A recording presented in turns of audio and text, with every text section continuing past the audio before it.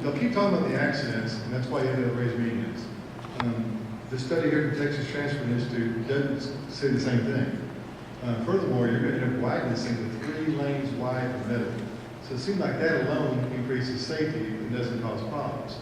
But then as I drive around the area, and I'm on Precinct Line, which is 6 lanes with a continuous turn lane, and I notice Davis has the same thing, and I don't see accidents over there. The 370 accidents you talk about over 5 years, there's no real data to know how much that is left-hand turn, so left turn lanes, and we're buried at the capacity even now, and the projections are going less. So why are we even doing all this?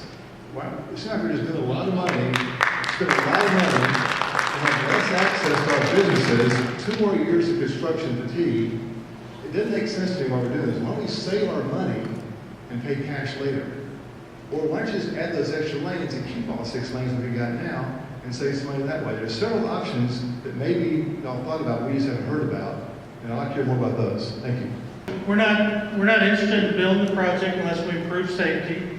All the data that we have supports that the median section is safer. The 2 facilities that you talked about, there are increased accidents on those facilities, and we regret not putting medians in on those 2 facilities. But we also aren't going to build a project if the city doesn't want the project.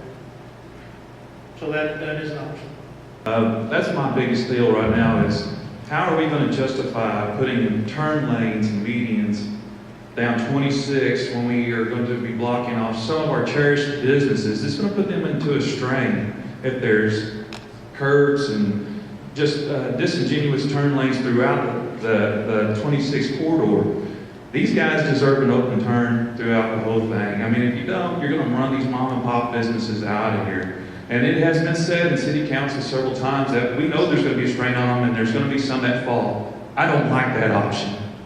I think our businesses are important to our city, and it becomes more viable for us to keep our businesses than a median throughout the middle. And my last question is this, is why is it that Bedford and Hearst have already told you, no, they don't want to do this already? So we already know there's not going to be another phase with those guys. Why have they already told you no? I don't know why Hearst and Bedford told us no. And again, an option is not to build anything. We came to Hollywood as a destination restaurant. That's the way we sold the business. That's the way the business was embraced. A lot of our business came from South Lake. It came from Grapevine. It came even from Trophy Club in Kelly. That's fine. When the road construction began in 2012, we saw that aspect of our business drop off significantly to the tune of 30%. We had a lot of our friends and customers say, we just don't come here, it's too hard. It's too hard to get here. Now, what is being proposed is that we're going to take the difficulty that we've been facing all these years, 3 years, on the north side, and we're going to put it in our central business district. How are we going to survive any of this? It doesn't matter if it's just, and I'm not just talking about my business next. I'm talking about Market Street, Whole Foods, the church, everybody. How are we all going to be impacted? And more importantly, maybe not more importantly, how is that going to impact the sales tax revenue that this city receives? Because this will be a pretty significant impact to that. And somewhere that money's going to come. So we don't debate that there will be impacts during construction. We'll do everything we can if we build this project to minimize those impacts, but there will be impacts during construction. There's no way around that.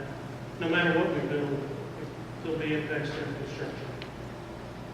I see a lot of comments about prioritization. I agree with that. New Point does have a problem intersection, so why don't we take the part of the south part of the city which is not really much of an issue and put that funding up north and bring that traffic through Colleyville and get them to our businesses and leave the part of the south part alone to have more money later, because it's not going to be an issue down there.